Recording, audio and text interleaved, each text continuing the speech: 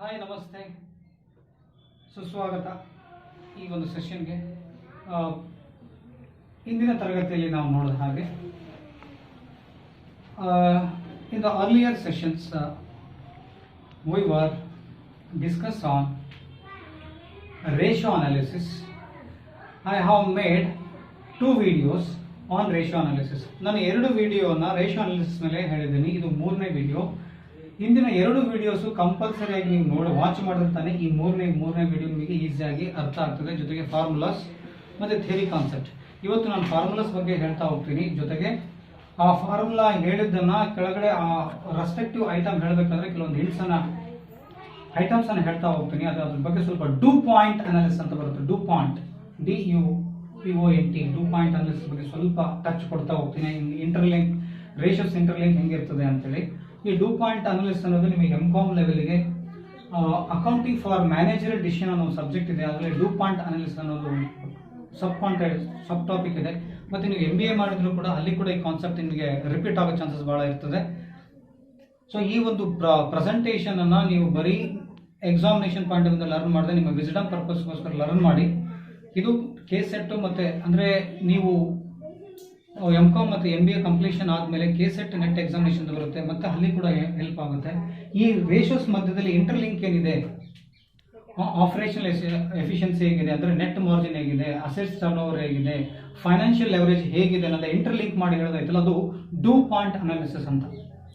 Do point analysis ಅನ್ನೋದು 3 activities ಅನ್ನು ಒಳಗೊಂಡಿರ್ತದೆ. ಒಂದು ನೆಟ್ ಪ್ರಾಫಿಟ್ ಮಾರ್ಜಿನ್ ಅನ್ನು ಒಳಗೊಂಡಿರ್ತದೆ. ನೆಟ್ ಪ್ರಾಫಿಟ್ ಮಾರ್ಜಿನ್ಗೆ ಆಪರೇಷನಲ್ ಎಫಿಷಿಯನ್ಸಿ ಅಂತ ಹೇಳ್ತೀವಿ. ಎರಡನೇದು ಅಸೆಟ್ಸ್ ಟರ್ನ್ ಓವರ್ ಎಷ್ಟಿದೆ, assets average of assets turn over ಎಷ್ಟಿದೆ ಒಂದು ಫಾರ್ಮ್ನಲ್ಲಿ, ಮತ್ತು ಅದ್ರ ಜೊತೆಗೆ ಫೈನಾನ್ಷಿಯಲ್ ಲೆವರೇಜ್ ಅಂತ ಒಂದು ಬರ್ತದೆ. ಸೊ ಇವನ್ನ ಮೂರನ್ನ ಬೇಸ್ ಆಗೋದನ್ನ ಡೂ ಪಾಯಿಂಟ್ ಅನಾಲಿಸಿಸ್ ಮಾಡೋದು. ಇದು ನ್ಯೂ ಕಾನ್ಸೆಪ್ಟ್, ಅಂದರೆ ಡಿಗ್ರಿ ಲೆವೆಲ್ಗೆ ನ್ಯೂ ಕಾನ್ಸೆಪ್ಟ್, ಬಟ್ ಇದು PG ಲೆವೆಲ್ಗೆ ಆದರೆ ಇದು ಹಳೇದು. ಸೊ ಈ ಪ್ರತಿಯೊಂದನ್ನು ಇಂಟರ್ಲಿಂಕ್ ಮಾಡಿ ನಾನು ಹೇಳ್ತಾ ಹೋಗ್ಬೇಕಾದ್ರೆ ಅದನ್ನು ನೀವು ಆ ರೀತಿ ಅಂಡರ್ಸ್ಟ್ಯಾಂಡ್ ಮಾಡ್ಕೊತ ಹೋಗಬೇಕು. ನಾನು ಹೇಳಿದಾಗೆ ಈ ಪ್ರೆಸೆಂಟೇಷನನ್ನು ಬರೀ ಈ RSM ಕಲ್ತು ಬಿಡೋದು ಅಂತಲ್ಲ. ಫ್ಯೂಚರ್ ಪಾಯಿಂಟ್ ಆಫ್ ನಿಮ್ದೇನಾದರೂ ಪ್ರೊಫೆಷನಲ್ ಕೋರ್ಸಸ್ CS ಮತ್ತು ಅಂದರೆ ಕಂಪನಿ ಸೆಕ್ರೆಟರೀಸ್ ಮತ್ತು ಚಾರ್ಟೆಡ್ ಅಕೌಂಟೆಂಟ್ ಏನಾದರೂ ಕೋರ್ಸಸ್ ನೀವು ಮಾಡಲಿಕ್ಕೆ ಇಷ್ಟಪಟ್ಟರೆ, ಅಥವಾ CMA cost and management accounting courses ನೀವು ಆಯ್ಕೆ ಮಾಡಿಕೊಂಡ್ರೆ ಆ ಒಂದು ಕೋರ್ಸಸ್ಸಲ್ಲಿ ಕೂಡ ಈ ಕಾನ್ಸೆಪ್ಟ್ ಮತ್ತೆ ರಿಪೀಟ್ ಆಗೋ ಚಾನ್ಸ್ ಇರ್ತದೆ. ಮತ್ತು ಕಾಮರ್ಸ್ ಬೇಸ್ಡ್ ರಿಕ್ರೂಟ್ಮೆಂಟ್ಸ್ ಅಂತ ಬರುತ್ತೆ. ಅಂದರೆ ವಾಣಿಜ್ಯ ಶಾಸ್ತ್ರದ ಕೆಲವೊಂದು ಏನಿದೆ BCom ಅಂತ ಏನು ಹೇಳ್ತೀವಿ, ಅಥವಾ MCOM ಅಂತ ಏನು ಹೇಳ್ತೀವಿ, ಇದು ಪದವಿ ಅಂದರೆ ಸ್ನಾತಕೋತ್ತರ ಅಂತ ಏನು ಹೇಳ್ತೀವಿ. ಈ ಒಂದು ನೀವು ಗ್ರಾಜುಯೇಷನ್ಸ್ ಅಂಡರ್ ಗ್ರಾಜುಯೇಷನ್ ಮುಗಿಸ್ಕೊಂಡಾದ್ಮೇಲೆ, ಪೋಸ್ಟ್ ಗ್ರಾಜುಯೇಷನ್ ಮುಗಿಸ್ಕೊಂಡಾದ್ಮೇಲೆ ಈ ಕಾಮರ್ಸ್ ಮೇಲೇ ಕಾಮರ್ಸ್ ಬೇಸ್ಡ್ ಕೆಲವೊಂದು ಜಾಬ್ಗಳಿದೆ.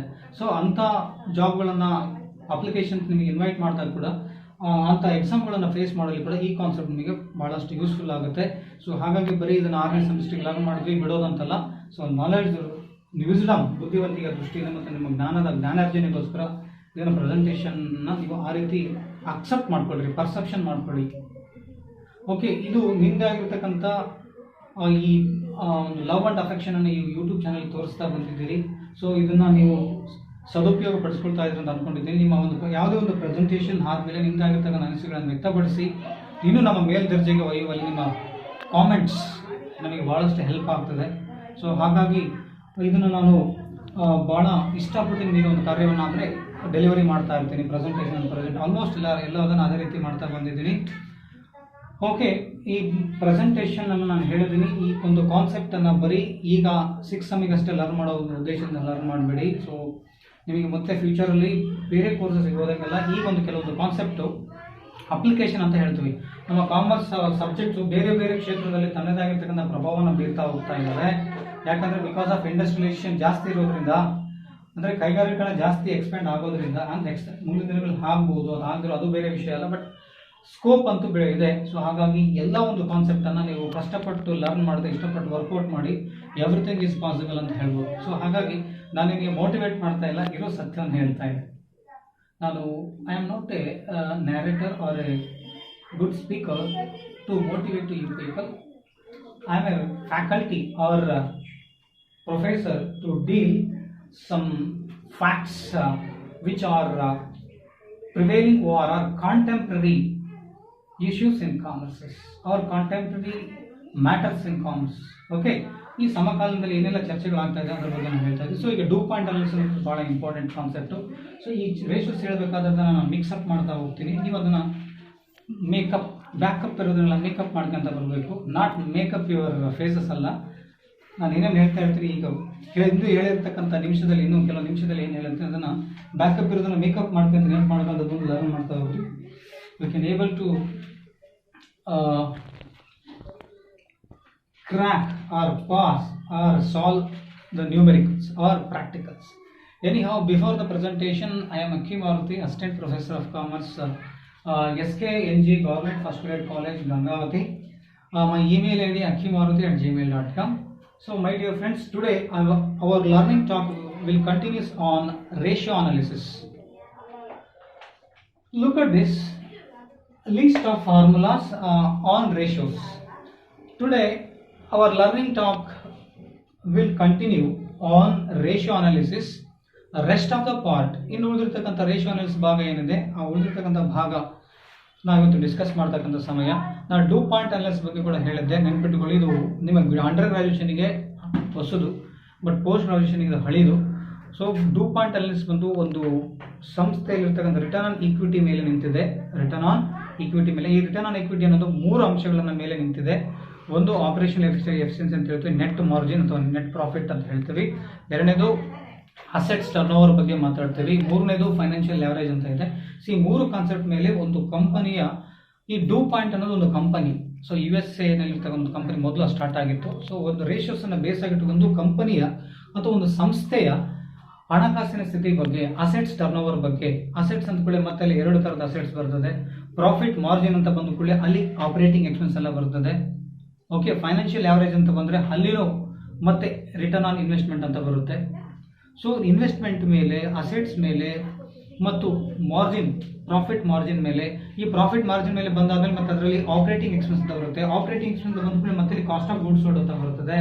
ಕಾಸ್ಟ್ ಆಫ್ ಗೂಡ್ಸ್ ಸೋಲ್ಡ್ ಅಂತ ಬಂದ್ಮೇಲೆ ಅದ್ರ ಕೆಳಗಡೆ ಮತ್ತೆ ಫಾರ್ಮುಲಾಸ್ ಬರ್ತದೆ, ಸೇಲ್ಸ್ ಮೈನಸ್ ಗ್ರಾಸ್ ಪ್ರಾಫಿಟ್ ಅಂತೇಳಿ. ಮತ್ತೆ ಗ್ರಾಸ್ ಪ್ರಾಫಿಟ್ ಅನ್ನು ಅಸರ್ಟೈನ್ ಮಾಡಲಿಕ್ಕೆ ಬೇರೆ ಬೇರೆ ಇದೆ. ಸೇಲ್ಸ್ ಅನ್ನು ಅಸರ್ಟೈನ್ ಮಾಡಲಿಕ್ಕೆ ಮತ್ತೆ ಡೇ ಬೈ, ಅಂದರೆ ಅಸೆಟ್ಸ್ ಅನ್ನ ಸಮಟೈಮ್ಸ್ ಸೇಲ್ಸ್ ಆಗಿ ಕೂಡ ಕನ್ವರ್ಟ್ ಆಗೋ ಸಾಧ್ಯತೆಗಳು ಬಹಳಷ್ಟು ಇರೋದ್ರಿಂದ ಇದೆಲ್ಲ ಡ್ಯೂ ಪಾಯಿಂಟ್ ಅನಾಲಿಸಿಸ್ ನಲ್ಲಿ ಬರ್ತಕ್ಕಂಥದ್ದು. So profit relating to sales relating to operating expense, operating relating expense to relating to what we call cost of goods sold. So ಇದೊಂದು ಚಿತ್ರಣ ಇದೆ. ಮತ್ತೆ ಇನ್ವೆಸ್ಟ್ಮೆಂಟ್ ಅಂತ ಬರುತ್ತೆ, ರಿಟರ್ನ್ ಆನ್ ಇನ್ವೆಸ್ಟ್ಮೆಂಟ್ ಅಂತ ಬಂದ ಮತ್ತೆ ಅದರಲ್ಲಿ ರಿಟರ್ನ್ ಆನ್ ಇನ್ವೆಸ್ಟ್ಮೆಂಟ್, ಆ ರಿಟರ್ನ್ ಇನ್ವೆಸ್ಟ್ಮೆಂಟ್ ಅಸೆಟ್ಸ್ ಬರ್ತದೆ, ಅಸೆಟ್ಸ್ ಮೇಲೆ ಎಷ್ಟು ರಿಟರ್ನ್ಸ್ ಬರ್ತದೆ, ಮತ್ತೆ ಈಕ್ವಿಟಿ ಮೇಲೆ ಎಷ್ಟು ರಿಟರ್ನ್ಸ್ ಇದೆ, 1 by 1 ಡ್ಯೂ ಪಾಯಿಂಟ್ ಅನಾಲಿಸಿಸ್ ಏನು ಹೇಳಿದೆ. ಸೊ ಇನ್ವೆಂಟ್ರಿ, ಅದ್ರ ಕೆಳಗಡೆ ಇನ್ವೆಂಟ್ರಿ ಅಂದ್ರೆ ಆಪರೇಟಿಂಗ್ ಎಕ್ಸ್ಪೆನ್ಸ್, ಇದೆಲ್ಲ link by link. Okay, profit margin ಜಾಸ್ತಿ ಆಗಬೇಕಂದ್ರೆ ಆಪರೇಟಿಂಗ್ ಎಕ್ಸ್ಪೆನ್ಸ್ ಕಡಿಮೆ ಇದ್ದಂಗೆಲ್ಲ ಪ್ರಾಫಿಟ್ ಮಾರ್ಜಿನ್ ಜಾಸ್ತಿ ಆಗ್ತಾ ಹೋಗ್ತದೆ. ವರ್ಷದಲ್ಲಿ ಎಷ್ಟು ಬಾರಿ ಅಸೆಟ್ಸ್ ಟರ್ನ್ ಓವರ್ ಆಗಬೇಕು, ಎಷ್ಟು ಸಾರಿ ಕೊಂಡ್ಕೋಬೇಕು, ಎಷ್ಟು ಸಾರಿ ಅದನ್ನು ಸೇಲ್ ಮಾಡಬೇಕು, ಅದೇ ಥರ ಇನ್ವೆಂಟ್ರಿ ಟರ್ನ್ ಓವರ್ ರೇಷಿಯೋ ಎಷ್ಟು ಇರಬೇಕು. ಅಂದರೆ ಕರೆಂಟ್ ರೇಷಿಯೋಸ್ ಅಂತ ಬಂದಾಗ, ಲಿಕ್ವಿಡಿಟಿ ರೇಷಿಯೋ ಬಂದಾಗ ಕೆಲವೊಂದು ಸ್ಟ್ಯಾಂಡರ್ಡ್ಸ್ ಇದೆ. ಆ ಸ್ಟ್ಯಾಂಡರ್ಡ್ಸ್ ಅನ್ನ ಫೇಲ್ ಆದಾಗ ಇಂಟರ್ಪ್ರಿಟೇಷನ್ ಹೇಗೆ ಮಾಡಬೇಕು, ಅನಾಲಿಸಿಸ್ ಅಂಡ್ ಇಂಟರ್ಪ್ರಿಟೇಷನ್ ಅಂತ ಬಿಗಿನಿಂಗ್ ಕ್ಲಾಸ್ನಾಗ ಹೇಳಿದೆ. ಥಿಯರಿ ಕ್ಲಾಸ್ ಅಂದರೆ ಸೆಷನ್ ನಂಬರ್ 1 ನಲ್ಲಿ ನಾನು ಡಿಸ್ಕಸ್ ಮಾಡಿದೆ. ಒಂದು ಸ್ಟ್ಯಾಂಡರ್ಡ್ ರೇಷಿಯೋಸ್ ಅನ್ನ ಅಂದರೆ ಒಂದು ನಿಗದಿತವಾಗಿರ್ತಕ್ಕಂಥ ರೇಷಿಯೋಸ್ ಅನುಪಾತ ಇದೆ, ಅನುಪಾತವನ್ನು ಕಡಿಮೆ ಆದಾಗ, ಜಾಸ್ತಿ ಆದಾಗ ಅವಾಗ ನಾವು ಒಂದು ನಮ್ದೇ ಆಗಿರ್ತಕ್ಕಂಥ ಒಂದು ಒಪಿನಿಯನ್ ಹೇಳಬೇಕಾಗುತ್ತಲ್ಲ, ಅದು ಇಂಟರ್ಪ್ರಿಟೇಷನ್ ಅಂತ ಹೇಳ್ತೀವಿ. ಆ ಒಂದು ಸಂಸ್ಥೆಯಲ್ಲಿರ್ತಕ್ಕಂಥ ಕೆಲವೊಂದು ನ್ಯೂನತೆಗಳನ್ನು ಮತ್ತೆ ಒಂದು ಸಾಮರ್ಥ್ಯಗಳನ್ನು ತಿಳಿಸಿ ಪಡಿಸೋದು ಏನಿರ್ತದಲ್ಲ ಅದಕ್ಕೆ ನಾವು ಅನಾಲಿಸಿಸ್ ಅಂತ ಹೇಳ್ತೀವಿ. ಸೊ ಇದಿಷ್ಟು ಪ್ರೆಸೆಂಟೇಷನ್ ಬರೀ ರೇಷಿಯೋ ಅನಾಲಿಸಿಸ್ ಬಗ್ಗೆ ಇದೆ. ಸೊ ಇದನ್ನು ಕೂಡ ನೀವೊಂದು ಅನಾಲಿಸಿಸ್ ಅಂಡ್ ಇಂಟರ್ಪ್ರಿಟೇಷನ್ ಕೂಡ ನಿಮ್ಮ ಪ್ರಾಜೆಕ್ಟ್ ಮುಂದೆ ಬರ್ತಕ್ಕಂಥ, ಈಗ ಆಲ್ರೆಡಿ ಪ್ರಾಜೆಕ್ಟನ್ನು ಮಾಡಿದರೆ ಆಗ ಮುಂದೆ ಬರ್ತಕ್ಕಂಥ ಪ್ರಾಜೆಕ್ಟ್ಸಲ್ಲಿ ಕೂಡ ಯಾವ ರೀತಿ ನೀವು ಅನಾಲಿಸಿಸ್ ಅಂಡ್ ಇಂಟರ್ಪ್ರಿಟೇಷನ್ ಅನ್ನು ಮಾಡ್ಬೋದು ಅನ್ನೋದ್ರ ಬಗ್ಗೆ ಈಗಲಿಂದನೇ ನಿಮ್ಮ ರಿಯಲ್ ಲೈಫ್ ಸಿಚುವೇಶನ್ ಬಗ್ಗೆ ಅಪ್ಲೈ ಮಾಡ್ತಾ ಹೋಗಿ. ಈಗ ಈ ರೇಷಿಯೋಸ್ ಜೊತೆಗೆ ಈ ಒಂದು ಚಾಪ್ಟರ್ ಎಕ್ಸಾಮಿನೇಷನ್ಗೆ 5 ಮಾರ್ಕ್ಸ್ಗೆ ಒಂದು, 15 ಮಾರ್ಕ್ಸ್ಗೆ ಒಂದು, 2 ಮಾರ್ಕ್ಸ್ಗೆ ಒಂದು ಬರ್ತಕ್ಕಂಥ ಸಾಧ್ಯತೆಗಳು ಬಹಳ ಇದೆ. ಸಮಟೈಮ್ಸ್ 5 ಮಾರ್ಕ್ಸ್ಗೆ 2 ಕ್ವಶನ್ಸ್ ಕೂಡ ಬರೋ ಸಾಧ್ಯತೆ ಇದೆ, ಅಥವಾ 15 ಮಾರ್ಕ್ಸ್ಗೆ 2 ಕ್ವಶನ್ಸ್ ಬರೋ ಸಾಧ್ಯತೆಗಳು ಕೂಡ ಬಹಳ ಇದೆ. ಸೊ ಇದು ಬಹಳ ಇಂಪಾರ್ಟೆಂಟ್ ಚಾಪ್ಟರ್ ಅಂತ ಹೇಳ್ಬೋದು. ಮೇಜರ್ ಹೆಚ್ಚಾಗಿ ಈ ಒಂದು ಮ್ಯಾನೇಜ್ಮೆಂಟ್ ಅಕೌಂಟಿಂಗ್ ನಾನು ನೋಡಿದಾಗ BSKB ಕರಿಕ್ಯುಲಮ್ ಸಿಲೆಬಸ್ ಏನಿದೆ, ಆ ಸಿಲೆಬಸ್ನಲ್ಲಿ ಈ ಮ್ಯಾನೇಜ್ಮೆಂಟ್ ಅಕೌಂಟಿಂಗ್ ಒಂದು ಸಬ್ಜೆಕ್ಟ್ ಇದೆಯಲ್ಲ, ಈ ಸಬ್ಜೆಕ್ಟ್ನಲ್ಲಿ ಇರ್ತಕ್ಕಂಥ ಒಂದು ಚಾಪ್ಟರ್ ಏನು ರೇಷಿಯೋ ಅನಾಲಿಸಿಸ್ ಇದೆಯಲ್ಲ, ಇದರಲ್ಲಿ ಜಾಸ್ತಿ ಎಕ್ಸಾಮಿನೇಷನ್ಗೆ ಕ್ವಶನ್ಸ್ ಅರೈಸ್ ಆಗೋ ಸಾಧ್ಯತೆಗಳು ಬಹಳಷ್ಟು ಇದೆ. So here list of the formulas. First one, liquidity ratios. Liquidity ratios ಬಗ್ಗೆ ನಾನು ನಿನ್ನೆ ಥಿಯರಿ ಕ್ಲಾಸಲ್ಲಿ ಹೇಳಿದ್ದೆ. ಲಿಕ್ವಿಡಿಟಿ ರೇಷಿಯೋಸ್ ಅಂದ್ರೆ ಏನು, ಶಾರ್ಟ್ ಟರ್ಮ್ ಅಬ್ಲಿಗೇಷನ್ಸ್ ಅನ್ನ ಮೀಟ್ ಮಾಡಲಿಕ್ಕೆ ಈ ಲಿಕ್ವಿಡಿಟಿ ರೇಷಿಯೋಸ್ ಹೆಲ್ಪ್ ಆಗುತ್ತೆ. ಅಲ್ಪಾವಧಿ ಸಂಬಂಧಪಟ್ಟಿರ್ತಕ್ಕಂಥ ಬರತಕ್ಕಂಥ ಅಥವಾ ಕೊಡತಕ್ಕಂಥ ಏನಾದರೂ ಖರ್ಚುಗಳನ್ನು ಅಥವಾ ಆಸ್ತಿಗಳಿಗೆ ಸಂಬಂಧಿಸಿದಂತೆ ಕೆಲವೊಂದು ಅಂದರೆ ಅಲ್ಪಾವಧಿಗೆ ಸಂಬಂಧಪಟ್ಟಿರ್ತಕ್ಕಂಥ ಆಬ್ಲಿಗೇಷನ್ಸ್ ಅನ್ನ ಇದು ನೀಗಿಸುವಲ್ಲಿ ಲಿಕ್ವಿಡಿಟಿ ರೇಷಿಯೋ ಹೆಲ್ಪ್ ಆಗುತ್ತೆ. ಲಿಕ್ವಿಡಿಟಿ ರೇಷಿಯೋನಲ್ಲಿ ಮೊದಲನೇದು current ratio. Current ratio is equal to current assets divide by current liabilities. Current assets ಅನ್ನು ನಿನ್ನೆ ನಾನು ಮೀನಿಂಗ್ ಹೇಳಿದ್ದೀನಿ, ಕರೆಂಟ್ ರೇಷಿಯೋ ಅಂದ್ರೂ ಕೂಡ ಮೀನಿಂಗ್ ಹೇಳಿದ್ದೀನಿ. Current ratio the relationship between current assets and current liabilities, or current ratio express or deals with the relationship between total current assets and total current liabilities. Okay, here current assets are examples: inventories are includes raw materials, work in progress, or spare parts or stock, trade receivables, debtors, bills receivable, plus outstanding incomes, prepaid expenses, cash balance, bank balance.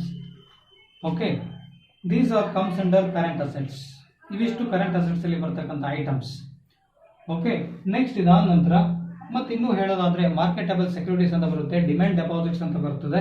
So ಅವೆಲ್ಲ current assets ಅಲ್ಲಿ ನಾವು ಹಾಕ್ಬೋದು. Next current liabilities ಅಂತ ಹೇಳಿದ್ರೆ ಇದು ಒಂದು ವರ್ಷದ ಒಳಗಾಗಿ ಮರುಪಾವತಿ ಮಾಡ್ತಕ್ಕಂಥ ಸಾಲಗಳೇನಾದ್ರುತ್ತೆ ಅಥವಾ ಜವಾಬ್ದಾರಿಗಳೇನಾದ್ರುತ್ತೆ ಅದು ಕರೆಂಟ್ ಲಯಬಿಲಿಟೀಸ್ ಅಂತ ಹೇಳ್ತೀವಿ.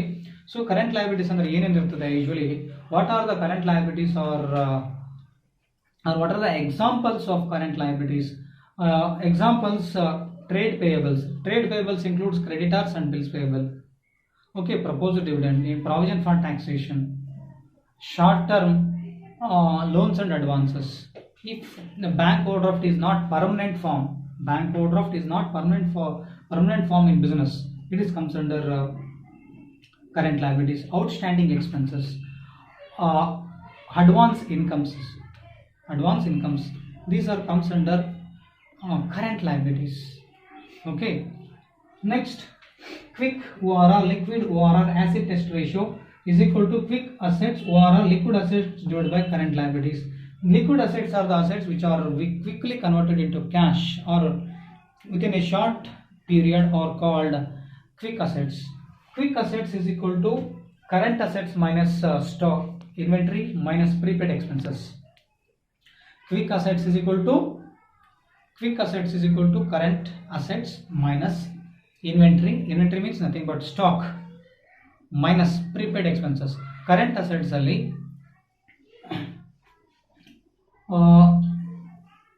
ಸ್ಟಾಕ್ ಅನ್ನ ಅಂದ್ರೆ ಇನ್ವೆಂಟರಿ ಅನ್ನ ಅಥವಾ ಪ್ರಿಪೇಡ್ ಎಕ್ಸ್ಪೆನ್ಸ್ ಅನ್ನ ಮೈನಸ್ ಮಾಡಿದ್ರೆ ನಮಗೆ ಕ್ವಿಕ್ ಅಸೆಟ್ಸ್ ಸಿಗ್ತದೆ. Sometimes some authors mentioned or some textbooks are stated that quick assets divided by quick liabilities, but reference authors quoted that regarding acid test ratio or liquid ratio or quick ratio. ಅಂದರೆ ಕೆಲವೊಂದು textbook ಅಲ್ಲಿ ಏನು ಮಾಡಿದ್ದಾರೆ, quick assets divide quick liabilities ಅಂತ ಹಾಕಿದ್ದಾರೆ. ಕೆಲವೊಂದು recommended author's ಏನಿದ್ದಾರೆ reference book ನಾವು ಗಮನಿಸಿ ನೋಡಿದಾಗ ಈ ಥರದ ಫಾರ್ಮುಲಾ ಕೂಡ ಹಾಕಿದ್ದಾರೆ. ಅಲ್ಲಿ ಬಹಳಷ್ಟು ಬುಕ್ಸ್ ನಿಮಗೆ ಸಿಗ್ತದೆ. Ratio analysis management accounting written by S N Maheshwari ಇರ್ಬೋದು, ನಮ್ಮ ಆರ್ಡಿನರಿ ಇದು ಮತ್ತು ಇನ್ನೂ ಯಾವುದು management accounting written by L M what we call R K Sharma ಇರ್ಬೋದು, ಅಥವಾ ಮ್ಯಾನೇಜ್ಮೆಂಟ್ ಅಕೌಂಟಿಂಗ್ ರಿಟರ್ನ್ ಬೈ ನಮ್ಮ ಕರ್ನಾಟಕದ ಜಿ ವಿ ಬೆಳಗಾರರು ಇರ್ಬೋದು. ಬುಕ್ಸ್ಗಳನ್ನು ನೀವು ನೋಡಿರ್ತೀರಿ. ಆ ಬುಕ್ಸ್ಗಳಲ್ಲಿ ಭಾಳಷ್ಟು ರೆಫರೆನ್ಸ್ ಬುಕ್ಸ್ ನಿಮಗೆ ಸಿಗ್ತದೆ. ಆ ಬುಕ್ಸ್ಗಳಲ್ಲಿ ಕೂಡ ನೀವು ನೋಡಿದ್ರೆ ಕೆಲವೊಂದು ಫೈನಾನ್ಷಿಯಲ್ ಮ್ಯಾನೇಜ್ಮೆಂಟ್ ಬುಕ್ಸಲ್ಲಿ ಕೂಡ ಇದನ್ನು ಪ್ರಿಸ್ಕ್ರೈಬ್ಡ್ ಮಾಡಿದ್ದಾರೆ. ಓಕೆ, ಈಗ ಇಲ್ಲಿ ಕರೆಂಟ್ ಇಫ್ ದ ಕ್ವಶನ್ ಯಾವಾಗ ಈ ಕ್ವಿಕ್ ಅಸೆಟ್ಸ್ ಅಂತ ಯಾವಾಗ ನಾವು ಹೆಂಗೆ ಫೈಂಡ್ ಔಟ್ ಮಾಡೋದು, ಕ್ವಿಕ್ ಅಸೆಟ್ಸ್ ಬೇಕು ಅಂದರೆ ಕರೆಂಟ್ ಅಸೆಟ್ಸ್ ಅಲ್ಲಿ ನೀವು ಆಲ್ರೆಡಿ ಮೇಲೆ ಕರೆಂಟ್ ಅಸೆಟ್ಸ್ನಾಗ ಸ್ಟಾಕ್ ಇರುತ್ತೆ, ಪ್ರಿಪೇಡ್ ಎಕ್ಸ್ಪೆನ್ಸ್ ಇರುತ್ತೆ, ಅವೆರಡನ್ನ ಹೊರ ಹಾಕಿಬಿಟ್ರೆ ಬರೋದೇ quick assets. So usually current liabilities is the best form. ಇದನ್ನ ನೀವು ಫಾರ್ಮುಲಾಸ್ ಮಾಡ್ಕೊಳ್ಳಿ. So quick assets divided by current liabilities. Okay, current liabilities ಯಾವ ಅಂತ ಹೇಳಿದ್ದೀನಿ ಆಲ್ರೆಡಿ. ಕ್ರೆಡಿಟಾರ್ಸ್ ಅಂದರೆ ಹೊಸ format, revised 3 format according to companies act 2013 revised 3 schedule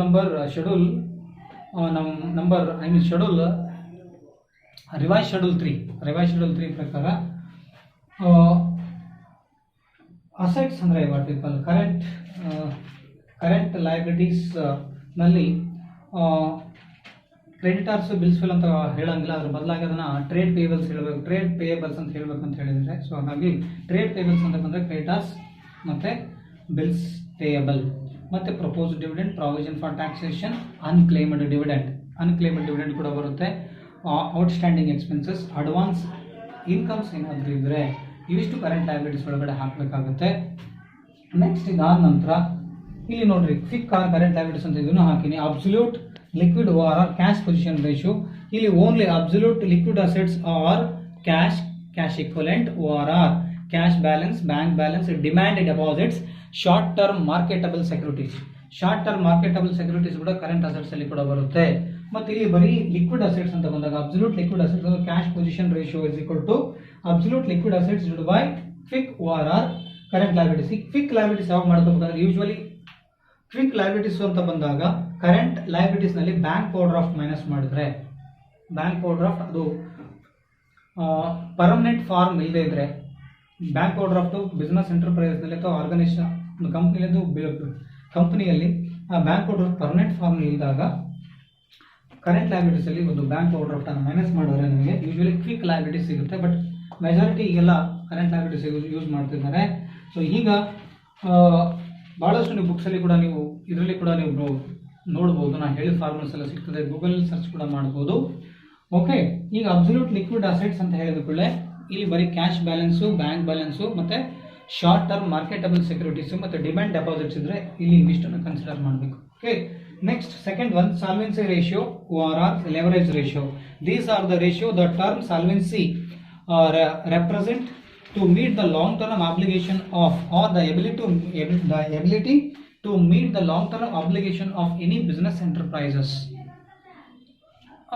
For what we call long-term financial, efficiency to meet the long-term obligations. Okay, ಈ long-term obligation ಇದ್ರ ಬಗ್ಗೆ ಪೂರ್ಣವಾಗಿ I have explained it regarding solvency ratio in the last class, last session. Okay, ಇದ್ರ ಬಗ್ಗೆ ನಾನು ನಿನ್ನೆ theory concept ಅಲ್ಲಿ explain ಮಾಡಿದ್ದೀನಿ. You can go through that. Under solvency or leverage ratios are first formula, first ratio, debt equity ratio is equal to long term debts divided by shareholders fund. So what are the long term funds? Long term debts. Long term debts are the debts which are comes under non current liabilities. These are repayable to, these are repayable for long term purposes. Which are the liabilities unable to pay within short period or 1 year. These are the liabilities comes under non-current basis. Examples: debentures, term loans, public debts. Okay, borrowings from other banks. These are comes under long-term debts. Next, shareholders fund. Shareholder fund consists of share capital. Share capital includes preference share capital, equity share capital, plus reserve and surplus. Reserve and surplus includes general reserve, sinking fund, dividend equalization reserve, general reserve, plus profit and loss, minus debit balance of profit and loss, minus fixed ACS ORR preliminary expenses, underwriting commission, discount on shares, discount on debentures, capital losses. ಅಂದರೆ reserve and surplus ನಲ್ಲಿ ಅಂದರೆ shareholders fund ಅಂತ ಹೇಳಿದ್ಕೊಳ್ಳಿ equity share capital ಇರಬೇಕು, preference share capital ಇರಬೇಕು, general reserve ಇರಬೇಕು ಅಥವಾ reserve fund ಇದ್ರೆ ಇರಬೇಕು, ಡಿವಿಡೆಂಡ್ ಇಕ್ವಿಲೈಸೇಷನ್ ರಿಸರ್ವ್ ಇದ್ರೆ ಇರಬೇಕು, ಸಿಂಕಿಂಗ್ ಫಂಡ್ ಇದ್ರೆ ಇರಬೇಕು, plus profit and loss account ಇದ್ರೆ ಇರಬೇಕು, ಜೊತೆಗೆ ಶೇರ್ ಪ್ರೀಮಿಯಂ ಅಂತ ಬರುತ್ತೆ, ಶೇರ್ ಪ್ರೀಮಿಯಂ ಕೂಡ ಅಳವಡಿಸ್ಕೊಳ್ಬೇಕು. ಶೇರ್ ಪ್ರೀಮಿಯಂ ಮೈನಸ್ ಇವಿಷ್ಟರಲ್ಲಿ ಮೈನಸ್ ಒಂದು debit balance of profit and loss account ಇದ್ರೆ, ಲಾಸ್ ಇದ್ರೆ ಪ್ರಾಫಿಟ್ ಅಂಡ್ ಅಂದರೆ ಪ್ರಾಫಿಟ್ ಇರೋ ಬದಲು ಲಾಸ್ ಬ್ಯಾಲೆನ್ಸ್ ಏನಾದರೂ ಇದ್ರೆ ಅಂದರೆ credit balance of profit and loss account ಬೇರೆ, debit balance of profit and loss account ಬೇರೆ. ಡೆಬಿಟ್ ಬ್ಯಾಲೆನ್ಸ್ ಇದ್ರೆ ಅದನ್ನು ಮೈನಸ್ ಮಾಡಬೇಕು. ಕೆಲವೊಂದು ಮೆಸಲೇನಿಯಸ್ ಎಕ್ಸ್ಪೆಂಡಿಚರ್ಸ್ ಅಂತ ಹೇಳ್ತೀವಿ ಅಥವಾ ಫಿಕ್ಟಿಷಿಯಸ್ ಕೆಲವೊಂದು ಅಸೆಟ್ಸ್ ಅಂತ ಹೇಳ್ತೀವಿ. ಅಂಥ ಅಸೆಟ್ಸ್ಗಳು ಯಾವ್ಯಾವ ಅಂದರೆ ಈ ಪ್ರಿಲಿಮಿನರಿ ಎಕ್ಸ್ಪೆನ್ಸಸ್ಸು, ಅದಕ್ಕೆ ಇನ್ನೊಂದು ಹೆಸರು ಫಾರ್ಮೇಷನ್ ಎಕ್ಸ್ಪೆನ್ಸ್ ಅಂತ ಹೇಳ್ತೀವಿ. ಆಮೇಲೆ ಅಂಡರ್ ರೈಟಿಂಗ್ ಕಮಿಷನ್ಸ್ ಏನಾದರೂ ಇದ್ದರೆ ಮತ್ತು ಡಿಸ್ಕೌಂಟ್ ಆನ್ ಶೇರ್ಸ್ ಮತ್ತು ಡಿಸ್ಕೌಂಟ್ ಆನ್ ಡಿಬೆಂಚರ್ಸ್ ಇದ್ದರೆ ಇಷ್ಟನ್ನು ಮೈನಸ್ ಮಾಡಬೇಕಾಗುತ್ತೆ ಶೇರ್ ಹೋಲ್ಡರ್ಸ್ ಫಂಡಲ್ಲಿ. ಅವಾಗ ನಮಗೆ ಎಕ್ಸಾಕ್ಟಾಗಿ ಅಂದರೆ ಅವೆರಡು ಅಷ್ಟು ಐಟಮ್ನಲ್ಲಿ ಹೇಳಿರ್ತಕ್ಕಂಥ ಐಟಮ್ಸನ್ನು ಕ್ಯಾಪಿಟಲ್ ಲಾಸಸ್ ನಾವು ಸಬ್ಸ್ಟ್ರಾಕ್ಟ್ ಮಾಡಿದ್ರೆ ನಮಗೆ ಶೇರ್ ಹೋಲ್ಡರ್ಸ್ ಫಂಡ್ ಸಿಗುತ್ತೆ. Next proprietary ratio. ಈ proprietary ratio express the debt equity ratio express the relationship between long term debts and shareholders fund. Proprietary ratio expresses the relationship between the shareholders fund and total assets. Yes, shareholders fund as it is total assets. Total assets includes current assets and fixed assets. Current assets ಮತ್ತು fixed assets ಎರಡನ್ನು ಒಳಗೊಂಡಿರ್ತಕ್ಕಂಥದ್ದು total assets. Okay, ಇದು proprietary ratio. ನೀವೆಲ್ಲ ಯಾವುದರಲ್ಲಿ ಬರ್ತದೆ? These are the both ratios. Liquidity ratio and solvency ratio is always worked out on the balance on the basis of balance sheet ORR, statement of assets and liabilities. ಇವೆರಡು ratios almost balance sheet ಮೇಲೆನೇ work ಆಗ್ತದೆ. ಅಂದ್ರೆ ಆ balance sheet ಇಲ್ಲದೇ ಈ ratios ಅನ್ನ ಅಂದ್ರೆ find out ಮಾಡ್ಲಿಕ್ಕೆ ಆಗಲ್ಲ. So compulsory balance with the help of balance sheet we can able to ascertain liquidity and solvency ratios. My dear friends, the third one, capital gearing ratio. Okay, capital ಇಲ್ಲಿ total assets ಅಂದ್ರೆ current assets ತಗೊಳ್ಳಿ, fixed assets ತಗೊಳ್ಳಿ. ಮತ್ತೆ fixed assets ಅಲ್ಲಿ ಎರಡು ಭಾಗ ಬರ್ತದೆ, tangible ಮತ್ತು ಇಂಟ್ಯಾಂಜಿಬಲ್ ಅಸೆಟ್ಸ್. ಓಕೆ, ಇಲ್ಲಿ capital gearing ratio is equal to formula fixed interest bearing securities divide by equity shareholders fund. Okay, equity shareholders fund ಅಂತ ಹೇಳಿದ ಕೂಡಲೇ ನೀವು ಇಲ್ಲಿ ಪ್ರಿಫರೆನ್ಸ್ ಶೇರ್ಸ್ ಬಿಡಬಹುದು. ಅಂದರೆ equity shares plus reserve and surplus, equity shares plus reserve and surplus. ಅಥವಾ ಇನ್ನೊಂದು formula total OR or equity shareholders fund is equal to total assets minus total liabilities. The balance will be, total current liabilities. This best formula, you can go through the best formula one. Contributed capital plus retained earnings or reserve and surplus. Equity share capital plus reserve and surplus minus fictitious or deferred expenses. ಅಂದ್ರೆ ನೀವು equity share capital plus reserve and surplus minus deferred expense ಅಂತ ಬರುತ್ತದೆ. Preliminary ಹೇಳಿದ್ನಲ್ಲ, formation, discount on share, discount on debentures, underwriting commission ಕಳೆದಾಗ ನಿಮಗೆ minus ನಿಮಗೆ equity share fund ಸಿಗುತ್ತೆ. Fixed interest bearing securities which are the items included,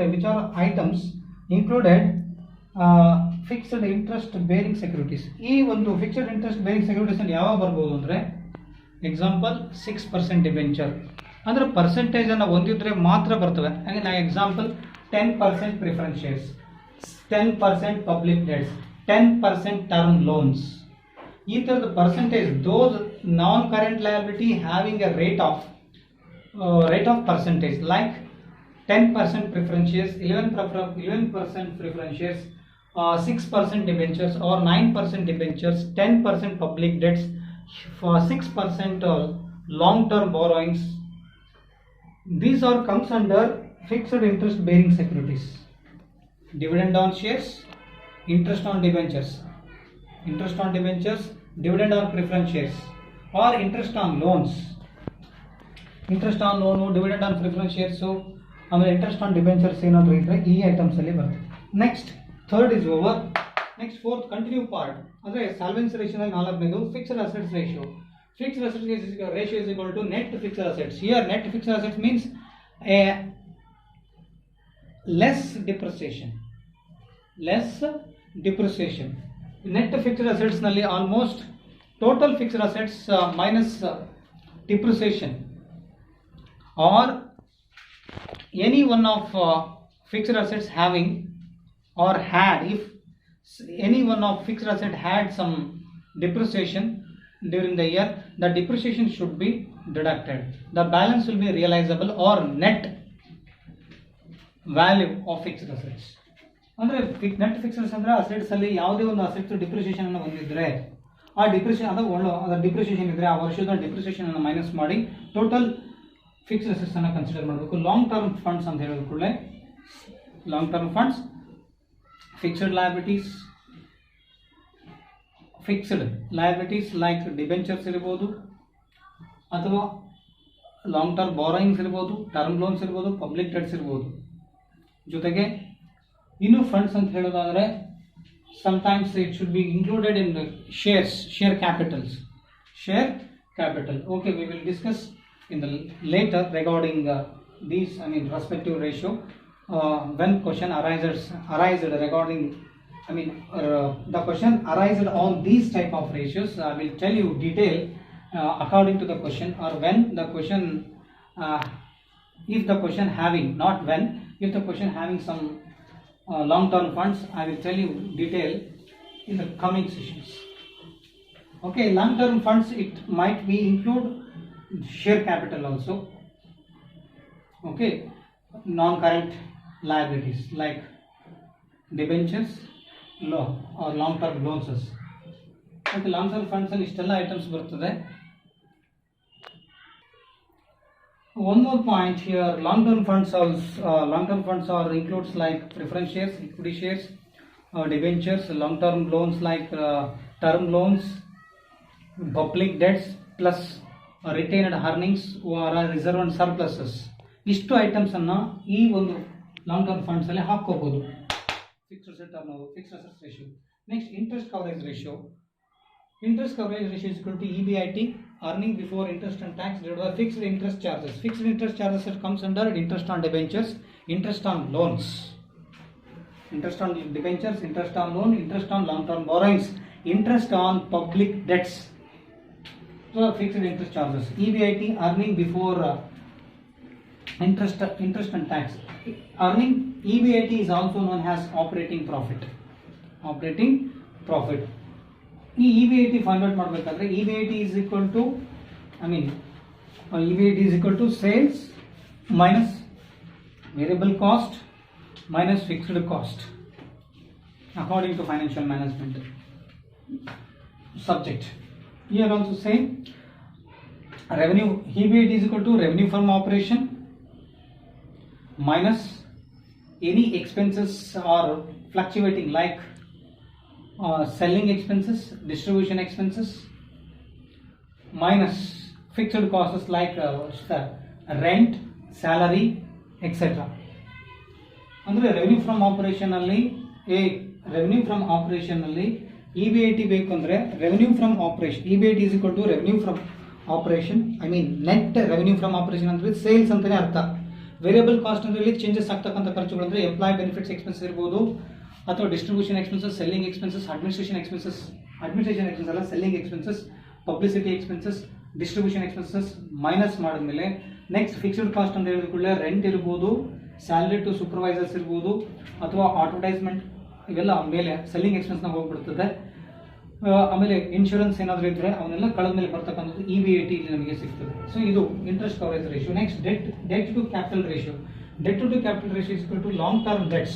Long-term debts ಇಲ್ಲಿ already ಹೇಳಿದ್ದೀನಿ. I told you when I quote under fixed assets ratio about long-term funds. About long-term funds, I said here under fourth fixed assets ratio.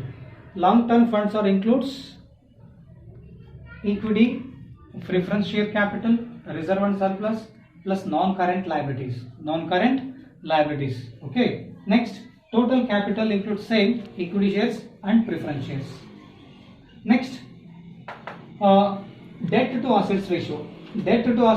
Here debt, here long-term debts, here total debts or long-term debts also. Total debts includes same non-current liabilities like debentures, loan from other banks, long-term borrowings, public debts, term loans.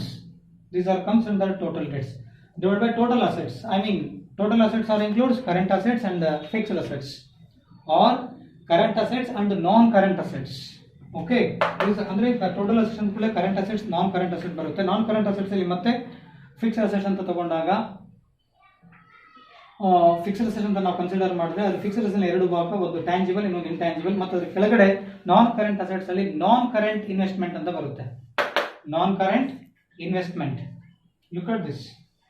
Okay, look at this, my dear friends. Here total assets includes current assets, non-current assets. Non-current assets are includes fixed assets, under fixed assets, tangible assets, intangible assets, along with non-current investment like investment in shares, investment in treasury bills, investment in bonds. ಈ ಥರದ್ದು ಏನಾದರೂ assets ಇದ್ರೆ ಇದರೊಳಗಡೆ ಬರ್ತದೆ. Next ಇದಾದ ನಂತರ solvency ratio, it is almost exception to the almost not an important ratio, but I would like to brought notice to you people for the wisdom purpose. Solvency ratio is equal to net profit after tax before depreciation divided by total liabilities. Total liabilities means equity and liabilities. Equity and liabilities includes capital, I mean shareholders fund plus non-current liabilities plus current liabilities. Total liabilities ಅಂದ್ರೆ ಏನು ಬರ್ತದೆ? Shareholders fund ಬರ್ತದೆ, plus non current liabilities ಬರ್ತದೆ, plus current liability ಬರ್ತದೆ. Shareholders fund ಅಂದ್ಕೊಳ್ಳಿ ಮತ್ತೆ ಎಲ್ಲಿಗೆ ಹೋಗ್ಬೇಕು ನಾವು? Share capital, reserve and surplus, plus non current liabilities ಅಂದ್ರೆ debentures, long term loans, public debts. Current liabilities ಅಂದ್ರೆ trade payables, short term loans and advances, provision for taxation, okay, outstanding expenses, advance incomes. Here net profit after tax, after deducting tax and added back to profit, I mean the item depreciation. The depreciation added back to the net profit after tax. It means the net profit after tax and before depreciation is also known as CFAT, cash flow after tax. Cash flow after tax divided by total liabilities. These are solvency ratio. Next, third, turnover over activity ratio. Turnover ratio means that these are the ratio helps to measure the times and rates. Some assets can be converted into sales. Why these ratios called activity ratio? Because these ratios can express the assets into, I mean these are the ratios that express the assets converted into sales, or these ratio expressed in times or rates like 5 times, 2 times. ಈ ratios ಬಗ್ಗೆ ನಾನು discuss ಮಾಡಿದ್ದೀನಿ. ಈ ratio I have explained, I would explain on turnover ratio in the last session. What do you mean by turnover ratio? ಈ turnover ratio ಅಂದ್ರೆ ಏನು ನಿಮ್ಮ ತರಗತಿಯಲ್ಲಿ ಥಿಯರಿ ಹೇಳಬೇಕಾದ್ರೆ ಹೇಳಿದ್ದೀನಿ. ನೆಕ್ಸ್ಟ್ ಟರ್ನೋವರ್ ರೇಷಿಯೋಸ್ ಅಲ್ಲಿ ಬರೋದು inventory turnover ratio. Inventory turnover ratio is equal to cost of revenue from operation divided by average inventory. My dear friends, cost of revenue from operation is a new term according to 2013 Act Revised Schedule 3. But according to Companies Act 1956 old format M.Com ಗಾಗಲಿ ಅಥವಾ MBA ಅವರಿಗೆಲ್ಲ old ಫಾರ್ಮ್ಯಾಟಿಗೆಲ್ಲ ಏನು ಬರ್ತದೆ ಅಂದರೆ ಇದು cost of goods sold ಅಂತ ಬರ್ತದೆ ಹಳೆ syllabus ಇರೋರಿಗೆಲ್ಲ. ಮತ್ತು ನಿಮಗೆಲ್ಲ cost of revenue from operation, ಇದು ಕಾಸ್ಟ್ ಆಫ್ ಗುಡ್ಸ್ ಸೋಲ್ಡ್ ಹಳೆ ಇವರಿಗೆ, ಹಳೆ ಸಿಲೆಬಸ್ನವ್ರು ಇರೋರಿಗೆ. ಮತ್ತು ಯಾರು M.Com ಲರ್ನ್ ಮಾಡ್ತಿದ್ರಿ, ಯಾರು MBA ಲರ್ನ್ ಮಾಡ್ತಾ ಇದ್ರಿ, ಯಾರಿಗೆ MBA ಲರ್ನ್ ಮಾಡೋಕ್ಕೆ ಇಷ್ಟಪಡ್ತೀರಿ, ಯಾರು M.Com ಮುಂದಿನ ದಿನಗಳಲ್ಲಿ ಲರ್ನ್ ಮಾಡ್ತೀರಿ ಅಂದಾಗ ಅವಾಗ ನೀವು cost of revenue from operation ಅಂತ ಹೇಳೋ ಹಾಗಿಲ್ಲ, COGS ಅಂತಲೂ ಅನ್ಬೋದು. COGS, cost of goods sold. Cost of goods sold is equal to, how do you compute cost of goods sold? Cost of goods sold is equal to sales minus gross profit, ORR. Cost of goods sold is equal to opening stock plus net purchases plus expenses on purchase, ORR, direct expenses or direct expenses plus any expenses which are wherever expenses incurred wherever necessary, I mean direct expenses, minus closing stock.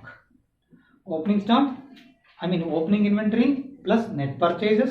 Net purchase means less purchase return. Out of total purchase, less purchase return plus direct expenses like carriage inward, freight inward, octroi, clearing charges, okay, etc.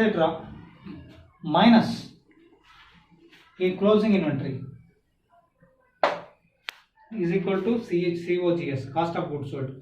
ಇದಕ್ಕೆ ಇನ್ನೊಂದು formula cost of goods ಸೋಲ್ಡ್ಗೆ ಅಥವಾ cost of revenue from operation is equal to revenue from operation ಅಲ್ಲಿ gross profit ಅನ್ನು minus ಮಾಡಿದ್ರೆ, sales ಅಲ್ಲಿ gross profit ಅನ್ನು minus ಮಾಡಿದ್ರೆ ನಮಗೆ ಸಿಗೋದು COGS. Keep it in your mind. Average inventory opening and closing. Opening inventory and closing inventory is equal to average inventory. Okay, opening inventory ಮತ್ತು closing inventory ಎರಡು total ಮಾಡಿ /2 ಮಾಡಬೇಕು. Okay sir, accepted.